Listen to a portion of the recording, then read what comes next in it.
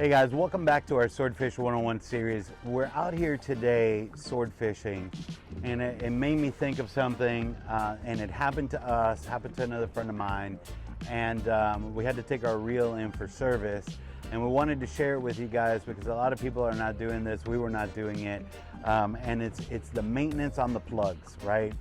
So it's super important when you buy your LP and you have your LP, you take care of this reel. You're never going to need another reel again in your life.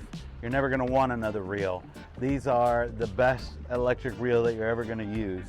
And one of the very important components of this is the electrical plug, right? Without power, the reel's not going to work. And so we had a plug, and it had a tiny little speck of green of corrosion on one of the plugs, on one of the prongs of the plug.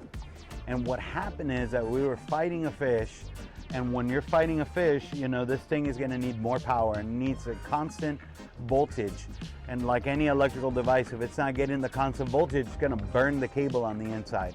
Now, we were very fortunate that the corrosion that was on the plug was not a severe corrosion, and we burned a piece of the wire on the inside of the plug. Obviously, the reel stopped working, and we were unable to use it that day. And we had to take it over to Lindgren Pitman, and I'll tell you, if you have an LP and you need to get service, you have to take it to LP. These guys give excellent customer service. They are awesome, but they're the only ones that can work on the reels. These reels are sealed with nitrogen, a lot of things that they do to make these reels top notch and the way that they are. And if you start trying to open this thing up, or somebody that's not Lindgren Pitman, they're gonna mess up your reel. And this costs way too much money to let somebody play around with it. So highly recommend, anything happens to your LP, go right over to LP and talk to Tim, and they'll take care of you. But guys, what we started doing on our plugs, we checked the plugs on the boat. Our wires on the boat were good. They put a new plug on our reel for us and a new power cord. And then what we started doing, when you get back and you clean it, a lot of people don't really focus, you know, they spray it all down with water. But I would tell you to go a step further, and we put all new plugs on the boat. We replaced them after that because I was too nervous that there could be something on the inside of the plug.